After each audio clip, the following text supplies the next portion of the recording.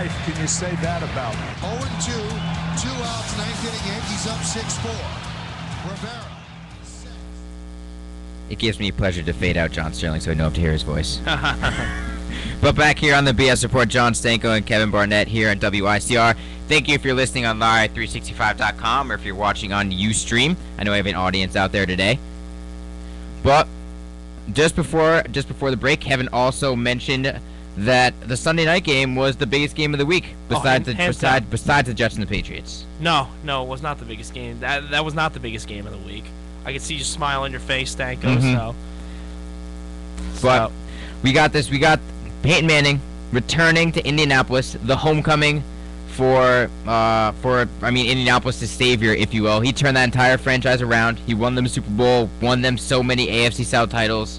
He returns home after the Jim Irsay controversial comments, and he returns home to, I think, what was a richly deserved and appropriate loud standing ovation. You know, when you think of some people the way they're associated with teams in sports, you would think Michael Jordan with the Chicago Bulls, Larry Bird with the Celtics, obviously, Derek Jeter with the New York Yankees, and you would think of Peyton Manning with the Indianapolis Colts. Yep. It's a shame he's really not there anymore. Obviously, it worked out well for both teams, obviously, because Denver is a legitimate Super Bowl contender now for the past 2 years. And now the Colts might be too. And the Colts have a superstar quarterback already. So that's honestly, it really did work out with teams, but Peyton Manning is one of the most likable guys in professional sports. Agreed. He's hilarious in his commercials. You saw after the game, all the guys came up to him and acknowledged his presence. Yep. He's very likable. He's a very classy guy. I love the guy, honestly, so. I mean, he is a... And he's great, obviously. So. Yeah, I mean, listen, if you dislike the person of Peyton Manning, you don't know what a good person is. Because Peyton Manning is genuinely one of the most humble people I know. In a press conference, it's always we. It's never about I. He almost always mentions we. And the only time he mentions I is when he's taking blame for the team. I didn't play well, something like that. He always puts it on his shoulders. And after this week he played well, though. He did That's play the thing. well. He can't put the loss that Denver had at Indy Sunday night on his shoulders because it was not his fault. Because he played great. He played incredibly well. Peyton Manning had 386 yards, 3 touchdowns. He did have an interception. That wasn't his fault. That wasn't his fault, exactly. And neither was the fumble. That was no protection. Nope. And then, so here's what you go. It's actually Denver's defense that I think led to the loss. Denver does not have a good defense. I'm starting to realize that right now. They are a struggling defense right now.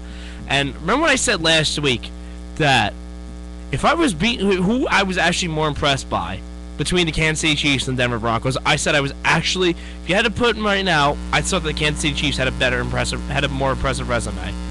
So that, and I think I backed that up actually this week. Honestly, the Chiefs are still undefeated, and the Broncos are not. Barely beat Houston 17-16. And Denver lost to the Colts. The Colts are a good team. Houston's not a good team right now. That's very true, but Kansas City's undefeated, though. Okay, we'll get to Kansas City in a second, but I want to stay in this Colts Broncos game because I think we have to acknowledge the fact that Andrew Luck established himself. Like any memory of Peyton Manning that people who wanted him to stay, I think Andrew Luck just took that and wiped that all out the window with his performance. I saw some Colts fans holding up signs like Peyton, kind of knocking Peyton Manning, saying it's all a land of luck now and everything. Like that's a little bit disrespectful, I think, honestly, because of what Peyton Manning did do for them, honestly. But I mean, Andrew Luck is now a legitimate superstar in the NFL. He is anybody who said so they would take Griffin, Wilson, any of those.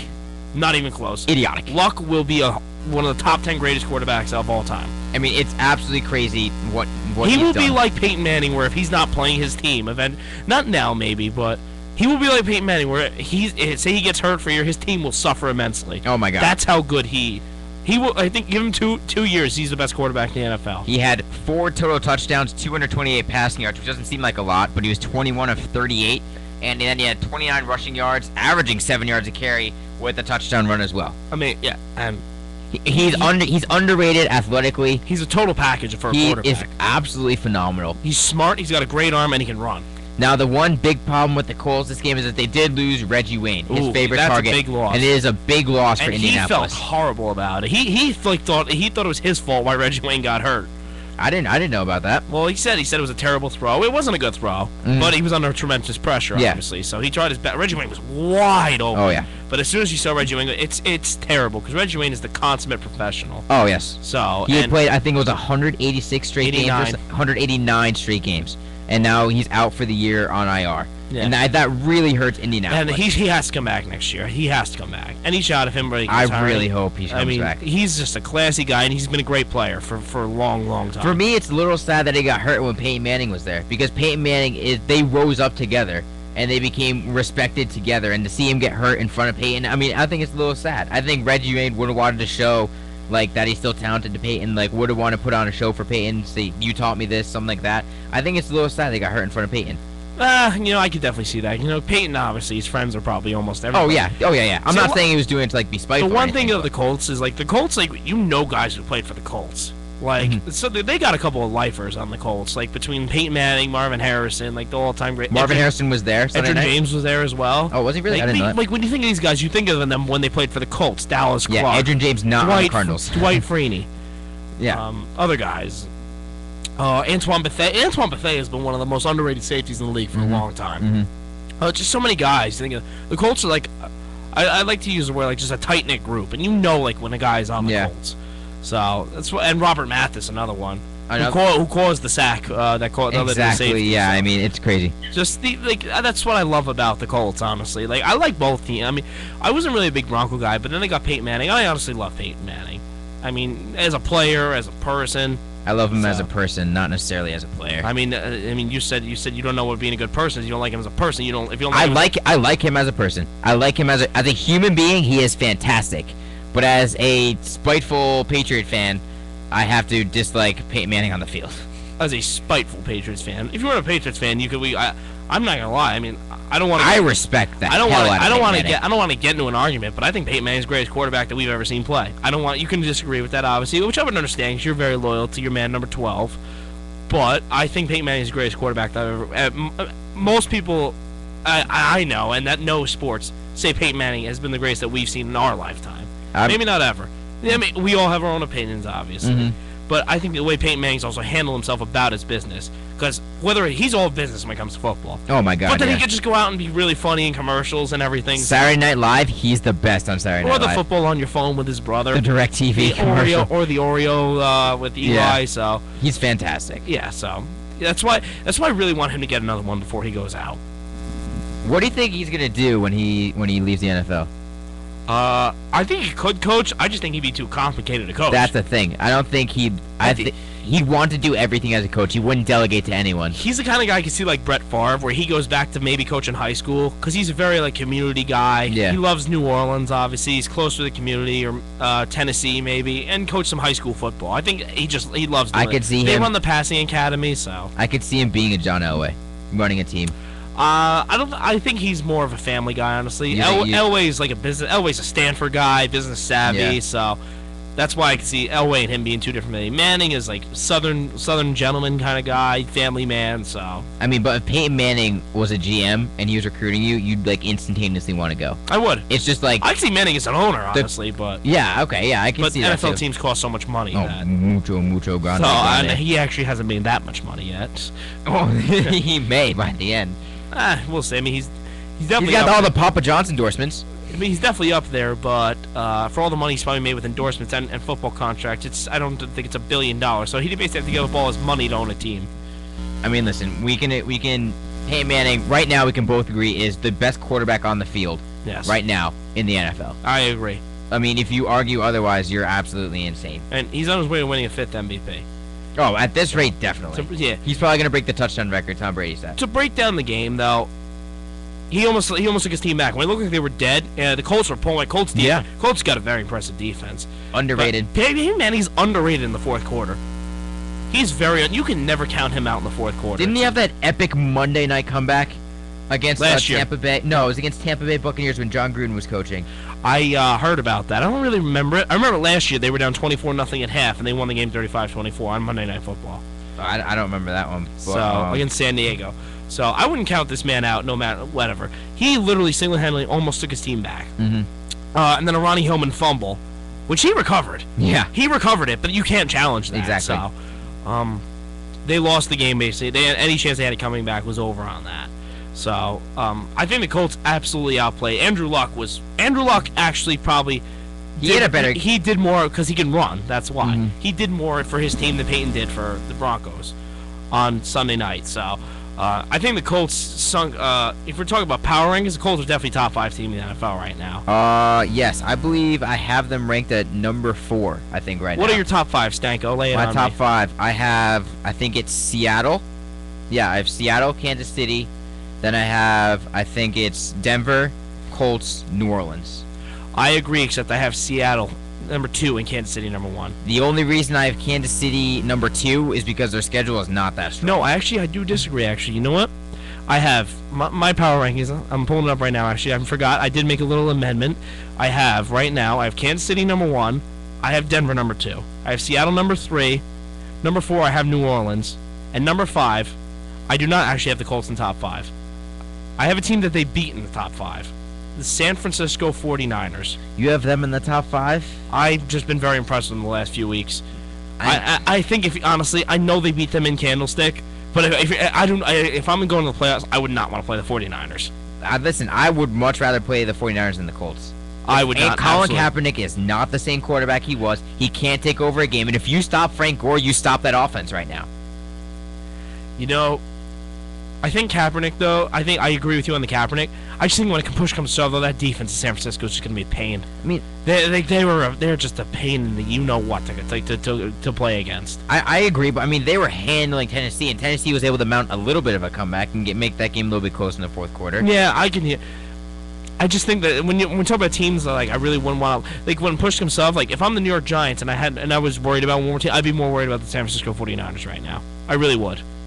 I think because listen, I would much rather face Colin Kaepernick in a playoff game than Andrew Luck. San Francisco lost to Indianapolis and Green Bay. No, they beat Green Bay. Seattle. They got killed by Seattle, slaughtered. Yeah, they did. But Indianapolis lost San Diego and Miami, so they're showing that they can be vulnerable. Indianapolis, that's why. They got impressive wins. Denver, San Francisco, and Seattle. Seattle doesn't get any more impressive than that. No, but I think they're a little bit more vulnerable than San Francisco. I really do. Okay, we're going to respectfully disagree on that. Yeah, but I mean, I respectfully disagree, but I can't believe Kansas City. I cannot. You have Kansas City number 1 in your power rankings. I do. This is the first close game that they've had, it seems like. Okay, let me just read off the schedule that they've beaten. They beat Jacksonville. That shouldn't amount to anything because they beat Jacksonville. They beat Dallas 17-16. That's a good win. I'll give you that. Dallas is a very talented offensive team. They beat Philadelphia, who's not as good as people thought they were. They beat the Giants, not as good as people thought they were. They beat the Titans, not as good as people thought they were. They're 3-4 now. They're a little bit better. They've lost 3 straight games. They're on the downhill. They beat the Raiders, and then they beat the Texans, who aren't that good of a team. This is also a team that was 2-14 last year. Had the number 1 overall I'm not pick. denying what they've done thus far is and they're absolutely 7-0. phenomenal. I'm not denying what Andy Reid has done to that organization is unmatched. When they actually lose a game, they're going to sink very low. They haven't lost the game right now, and I think right now they've played better football than most teams. Okay, well, I mean, we're all looking forward to Week 11 when it's Kansas City going to Denver. I think the Giants play that week against Washington, if I'm correct. Can you look that up for me? I will look that up for you. Because if they do, then I know Washington and the Giants, I believe, are the Sunday night game, which I believe that game will definitely be flexed out then. Oh, definitely. That game will be flexed out. Definitely. I love when the Giants play on Sunday night, but... yes. It's Giants versus Green Bay that Sunday night. Yeah, I think that the game will be flexed out. Oh, I don't know. Green Bay's a decent team, so...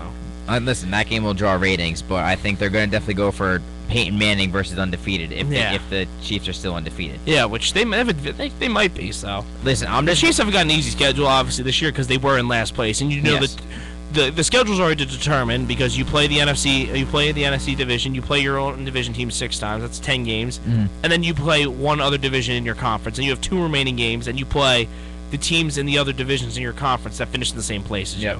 So. Kansas City played the 2 last place teams last year. I'm just gonna say this is that I think they'll beat Cleveland next week. Especially we're gonna get to the trade rumors around Josh Gordon. Who's a stud receiver. Who's a very, very underrated receiver only because he's on Cleveland.